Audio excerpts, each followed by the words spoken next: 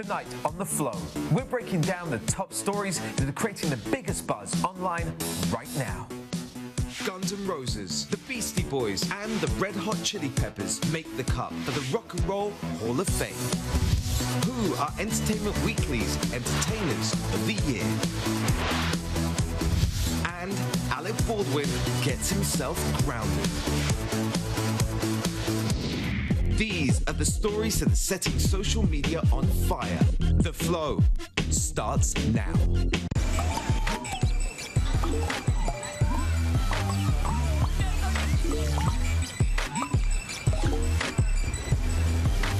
Hi everyone and welcome to The Flow. I'm Tim Cash here in New York at the Pepsi Live Lounge. Now, as always, the world of entertainment moves hard and fast, and so do we. Let's welcome today's guests. Up first, in the hot seat from Entertainment Weekly, it is EW senior writer Tim Stack, everyone. And bringing some lovely to the Flow set, she's a New York Times best-selling author, a comedian, the star of E's After Lately, the gorgeous Heather McDonald. Nice to have you here. And it's our pleasure to have a rapper and musician whose new release, Patterson Jazz, is out on iTunes December 20th, with all proceeds going to the Philadelphia Hunger Coalition, with sophomore album out March 2012. It's Asher Roth. Guys, thanks so much for being here. Everyone good? Ready? Yeah. Okay, so the biggest story on The Flow today is, of course, the Rock and Roll Hall of Fame 2012 inductees. There are some that are in, Red Hot Chili Peppers, the Beastie Boys, Guns N' Roses, but there are those that made it to the ballot and got shut out. Tell me, who got robbed? I'm sad for The Cure. I mean, Friday, I'm in love. I'm in love with The Cure. I love The Cure. I love anyone that can rock eyeliner at this age. I mean, Robert Smith still does it. He's still rocking eyeliner. He's like 65. If my grandpa rocked eyeliner, I'd not be excited about that. It'd be weird. It would be weird. It'd be weird. A little strange. It'd be weird. But yeah, I'm sad for them. They're amazing. I mean, they've been around forever. And yeah, I mean, I think that's a big rob. Asher, what about you? It's tough with music. It's subjective. It hits people at different times, different parts of their life. You got War, right? Why can't You're we a big be War friends? fan. Why can't we be friends? Spill the Wine is my jam. And Eric B. and Rakim who've laid the foundation for several rappers and just music in general. But with the Hall of Fame, it's like their time will come. They probably have to die first before it's like Ron Santo of the Cubs gets inducted to the Baseball Hall of Fame just recently, but there's no denying that he's supposed to be there. So same thing happens with music. You gotta pass first before people allow you to be great. Well, every year, I'm sure The Cure's mom called him and was Yes. like, "Next year, honey, just hang in there. You're adorable. You're gonna keep working." No, Well, I mean they do have another chance, it's right? true. It's They'll not be- absolutely. like, It's never, Yeah. you know, they have to be together for 25 years and then they're eligible. They'll get in. They've still got 25 years left to wait, but they're fine. Nothing. I mean, I'm a Red Hot Chili Peppers fan, but I'm sure you have people out there being like, "Oh, why did they get Well, in this is the already?" thing. You know? Yeah. All along, you know, the blogosphere, the internet, and Twitter, everyone's been commenting a lot about this particular show. You guys as well can get involved. All you have to do is tweet over to @PepsiTheFlow. A tweet just came in now. It goes and reads. It's from Sean Engler, @PepsiTheFlow, Rock and Roll Hall of Fame. Where are all the ladies at? Joan Jett, Donna Summer, Pat Benatar, come on. It's a fair point. All legends, all female. I'm going to say it. Is there a little degree of sexism in rock and roll? I'll ask it to the one girl on the panel. I think, yeah, definitely there is. But Oh, you would say that. but I Oh, lady. Sometimes it just may have not come to their mind. I mean, it's same thing with comedy. Sometimes with you have a show and it's all male comedy writers, and if it's an ensemble cast, they're just more drawn to writing for the males because they're used to that. Right. So depending on who's voting, I would have to see how many men are voting because they might just be more drawn to the guys, and those just come to their mind first. And they don't really necessarily think about it. But, I mean, Pat Benatar, I'm not that sad about her. No, but you know, you have names like Donna Summer, Shaka Right. Khan's in there. Seriously. Right. I know. Their time will come. Right now, Beastie Boys, we gotta give it up for the Beastie Boys. Yes, we Let do them- have to get up for the Beastie Boys. We do have to give it up for Red Hot Chili Peppers. But I really feel the one band that everyone's really talking about being inducted is, of course, the mighty Guns N' Roses. Here's the thing. You get inducted into the Hall of Fame. You get a trophy, which is great. You also have to perform a big medley. Now, Guns N' Roses haven't performed together in God knows how long, not with the original lineup. Right. Slash and Axl Rose have not spoken for a very long time.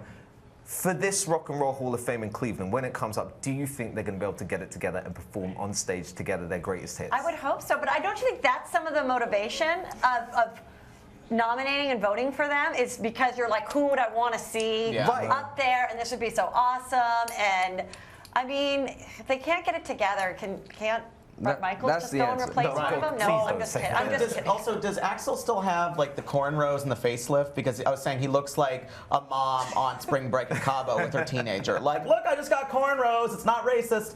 And also, is Buckethead still in the band? Remember when Buckethead was in Guns N' Roses? I think at the moment, Axl Rose is the only original member in the group still in the band. So he basically annoyed everyone. They all left. Yeah. But now, you know, the producers of the show have to go and get them all back together.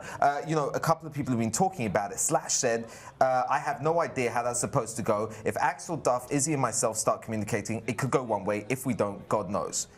Axl, on the other hand, said, I don't know what they would ask of me. It's all up in the air. Why don't they all just Facebook each other and get it together? They've got to have friended each other by now, right? If they're going to get it together for any event, it might as well be for the Rock and Roll Hall of Fame. Or each other. Yeah. And, you know, this is another thing. You have to be together, as I said, for 25 years. This is the first year that marks the 25-year anniversary of Guns N' Roses, so it's kind of unprecedented that immediately they're in there. So their first ballot. Their first ballot, absolutely. So I kind of feel for the people that put them there, the people that are their fans, they kind of need to get it together. Grow up, take the cornrows out, bring it back. I can just smell the smoke machine now, you know, just that smell, that smoke machine smell. If Slash doesn't do it, let's say, for example, there's Axl Rose. Axl Rose has to do it. If Slash doesn't, would it be the same? No. No way. I mean, even if Slash like flat ironed his hair, wouldn't be the same. I just feel like you have to. I need Slash in his bad hair, top hat glory. Slash has established himself as a Halloween costume. Totally. He's got it. Exactly. You just get the hat, cigarette, and the hair. He is like a Muppet. Like we haven't seen his eyes. Exactly. I've never seen his eyes. If you walked down the street without his sunglasses on, I'd be like, who the hell's that? I don't know who you are. Okay. Is that a woman? Is that a Real Housewife? Well, we're going to have to wait and see when the big show hits Cleveland, coming up very soon. Now, in a year that saw Brad Pitt run a baseball team, Adele put out an industry-saving album, and the South Park creators have a big hit on Broadway. One of the most anticipated lists is finally here. It is, of course, Entertainment Weekly's 2011 Entertainers of the Year. I wonder who we should ask this question to. Senior writer at Entertainment Weekly, it's great to have you here. Tim Stack, tell me, who did you guys decide? The front cover has Daniel Radcliffe. I guess he's your #1 entertainer of the year. Yeah, Daniel's our #1, but there's I think 15 on there. But Daniel's our #1 because Harry Potter and the Deathly Hallows Part 2 was the biggest movie of the year. It's the end of the franchise. I mean, this is it's a big deal for Potter fans. And he also started on Broadway and How to Succeed in Business Without Really Trying. It's he showed that he could do more than just like wave a magic wand and wear glasses. But I mean, watch what you say about Harry Potter. You're fans. Okay, all right. Go easy. Okay, all right, sorry. But the rest of the list, I mean, there's Adele's on there, the Women of Bridesmaids are on there, Louis C.K.'s on there, the cast of The Killing, all of the AMC shows. I mean, we have a very kind of mixed list. I love the list. I love EW. I don't know if I would have put Daniel Radcliffe up at the top. It's controversial. Who came close? I mean, Adele obviously was #2. She was a very, a lot of people, Adele. seriously. I mean, I saw her here. Where, at the Flow Studios? No, at the Flow Studios. She was here last week, and everyone missed out because they didn't watch the show. No, but I saw her here in New York, and it really was. It's such a cliche saying, but it was like a religious experience. It was incredible, and I seriously pray like for her voice at night, like please come back because it didn't work out because I know. When's it gonna happen? She's so awesome.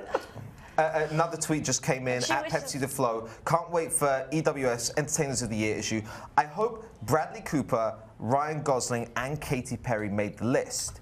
This is the thing with your list. When you go and put it out and put 15 people, you're going to annoy a couple of people. Yeah, Bradley Cooper's on the list. That mofo got. How do you do that? Sexiest man alive. Let me say, my defense between Ryan Gosling and Daniel Radcliffe is versatility here. Ryan Gosling did a really good job of covering a lot of bases during this year. He came up this year, which is great. Daniel Radcliffe just stayed in the pocket with Harry Potter, didn't try anything too crazy, couple casts of spells, and makes the cover. Although Ryan Ryan Gosling's movies, all those movies that he did, they were very well acclaimed. They sort of underperformed at the box office, though. I mean, Crazy Stupid Love made the most out of all those movies, and that was still somewhat of a disappointment. Right. So, I mean, that's sort of, but you got to sort of like measure. Are we judging on actual product or the numbers? Well, it's a little bit of both. You got to. I mean, it's Harry Potter is going to cash out. He's always going to win. And I think it's maybe the popularity and that this is the last movie. It is. It's a big deal. I mean, especially to our readers. I mean, the Harry Potter was a huge franchise. I think it's the biggest movie franchise in history, and it was just a big deal that he wrapped it up. And it's sort of like, what's next for him? And where was J-Lo? I mean, she got rid of the troll husband. You mean replaced it with a 24-year-old. Then she's in the hood driving a Fiat. Whatever. She's dead from the block. She's back to the Fiat. She doesn't even drive a Fiat. She's got a 24-year-old dancer. What about and when you guys were all sitting down going through it? Yeah. Tell me who just got edged out. Oh, geez. I mean, Jay-Z had a huge year with the tour. Jay-Z and Kanye had a huge year. You couldn't have given them a cover. What about their baby? If the baby comes out before the end of the year, Jay-Z and Beyonce, could the baby be on the cover? I mean, that is like the second coming. Let's be honest. People are freaking out about the Beyonce and Jay-Z. They are like, if that's a boy, people are going to think it's that baby is going to come out in a gold lame onesie. I feel like it's just going to be covered in gold. And a Maybach brand. Even if it's a boy. It's good for them. Exactly. That sounds gorgeous. But a lot of TV, like something like Revenge, like we love Revenge. That was a huge, it's a big hit new show. That sort of didn't make the list, but we love it still. I mean, I think there's always things that sort of are on the cusp. I'm trying to think like some other movies like Michael Fassbender had a huge year. He showed his peen on TV. I don't know if I can say that. In movie screens. That obviously gets our attention. What's a peen, Tim? His peen. Well, I don't get it. I'm not. On a show called The Flow, you should know what peen means. Yes. Nicely done. I like that. Well, look, thanks very much for clearing it up. I look forward to the big list. Daniel Radcliffe, Adele, everyone's on there. You're also on there, Tim. Not you're this year. You're 15.5. We'll work it. Thank you. You're right there. You just got edged out. Damn. I'll have a Kanye moment in a second. Exactly. Now, for the last couple of nights, one of the biggest stories that really hit was, of course, one of the Baldwin brothers, Alec Baldwin, getting thrown off a plane for doing, they tell you when the doors are shut, put your phones and electronic devices away. He was up to something very, very important indeed. He was playing Words on his smartphone. Whatever happened, something happened, and he got escorted off the plane. Now, why do you think people love celebrity versus airline stories so much? I think because it just shows you that they are us. Yeah. And if there's one place where you can't, this is not an LA restaurant where you can get a good table and cut in front of line. This is the airlines, and you cannot F around. And you have to look at these people 10 years after 9/11 and go, their job is freaking hard and scary. Follow the rules or you're done. Why do you think they're so bitchy when they slam that thing? Right. Heather, they're always mad. You're a big star. You fly back and forth all the time. Do you have to be extra nice to the staff in case they recognize you, or do you ever feel targeted by them?